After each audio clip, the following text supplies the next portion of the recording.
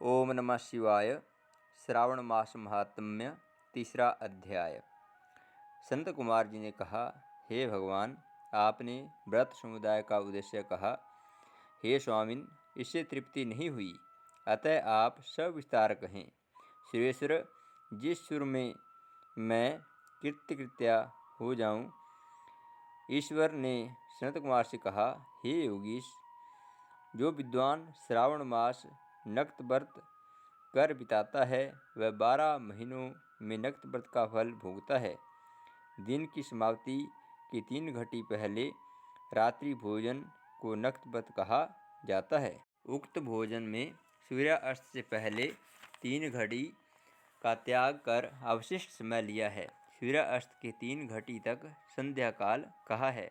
आहार, मैथुन, निद्रा, चौथा स्वाध्याय, इन कार्यों को सायंकाल न करें।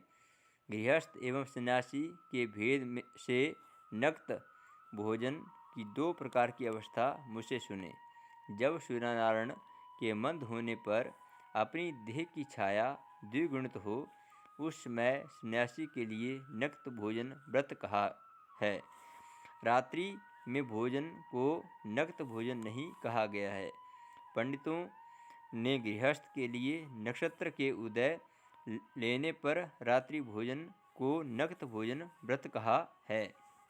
सन्यासियों के लिए रात्रि काल में निषिद्ध हो जाने के दिन के अष्टम भाग में भोजन का विधान है। गृहस्थी विधि द्वारा रात्रि में नक्त व्रत करे।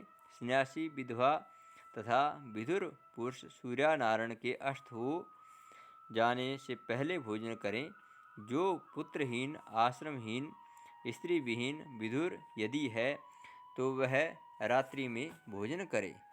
श्रावण मास के आ जाने पर प्रतिपदा तिथि में प्रातःकाल संकल्प करें कि मैं श्रावण के महीने में ब्रह्मचर्य में रह प्रतिदिन सुबह स्नान करूँगा, नक्त व्रत, रात्रि शयन तथा प्राणियों पर दया करूँगा। हे देव, यदि इस व्रतारंभ होने पर समाप्ति व्रत पूर्ति के पूर्व ही मर गया तो हे जगतपते, उस समय आपके प्रसाद से व्रत पूर्ण हो। यों बुद्धिमान मासारंभ से में संकल्प कर नक्त व्रत करे। हे मुने, अब उत्तम लक्ष्य पूजा विधि सुनो। लक्ष्मी की कामना वाला मनुष्य बिल्वपत्रों से, शांति की कामना वाला मनुष्य दुर्वाओं से तथा आयुष की इच्छा वाला चक्षमा पुष्पों से भगवान हरि को अर्चन करे। विद्या की इच्छा वाला मल्लिका तथा चमेली के पुष्पों से अर्चन करे। तुलसी दलों से शिव और भगवान विष्णु प्रसन्न होते हैं। पुत्र की कामना वाला मनुष्य कटेरी पुष्पों से पूजन करे। दुष्पन नाश के लिए उत्तम धान्य अर्चन करे। देव के सन्मुख रंगबली, पद्म, स्वस्तिक और चक्र आदि बनाकर भिक्षु को अर्चन। यों संपूर्ण कामनाओं की सिद्धि के लिए सब पुष्पों से अर्चन करे।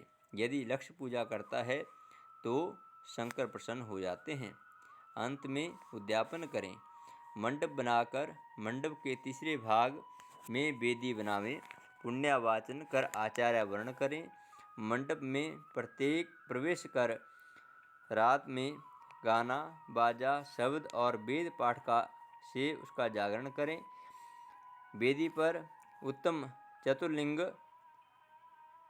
लिंग तो भद्र बनाकर उसके मध्य में चावल से सुंदर कैलाश बनावें।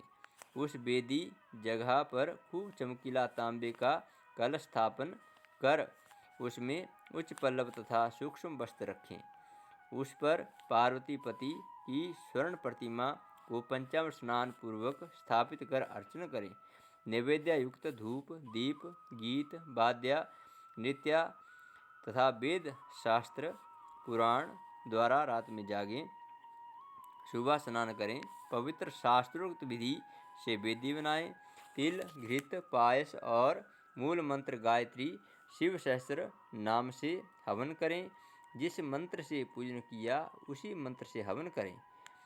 शर्करा घृत युक्त चरु से हवन करें। फिर सृष्टिकृत हवन कर पूर्णाहुति करें। प्रातः वस्त्र अलंकार भूषण से आचार्य का अर्चन करें। ब्राह्मणों का पूजन कर दक्षिणा दें। जिन मंत्रों से उमापति की लक्ष्य पूजा की है उस चीज़ का दान करें। सोने की प्रतिमा बनाकर शंभु का अर्चन करें। यदि 1 महीने तक दीप जलाया हो तो उसे दान में दें। संपूर्ण इच्छाओं की सिद्धि के लिए सोने की चांदी का दिया बनाकर गोघृत से संयुक्त कर दान में दें। देवता से क्षमा प्रार्थना कर ब्राह्मण से हवन करावें। हे मुने, जो मेरा अर्चन करता है मैं उस पर प्रसन्न हो जाता हूँ। यदि श्रावण मास में ये कार्य किए जाएं तो अनंत फल को देने वाले होते हैं।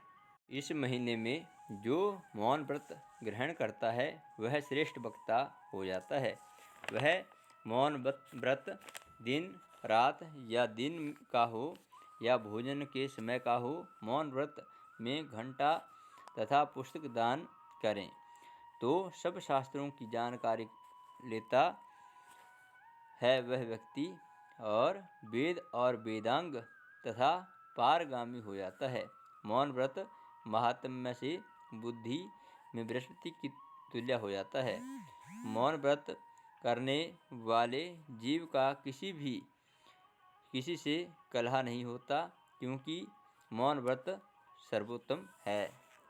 मौन व्रत ही उत्तम है। ओम नमः शिवाय, ओम नमः शिवाय, ओम नमः शिवाय। आप इस वीडियो को शेयर करें और सब्सक्राइब इस चैनल को अवश्य करें ताकि आपको सनातन धर्म से जुड़ी हुई और भी गुड़ रहस्यमयी जानकारी आपको लगातार देते रहें। हर हर महादेव।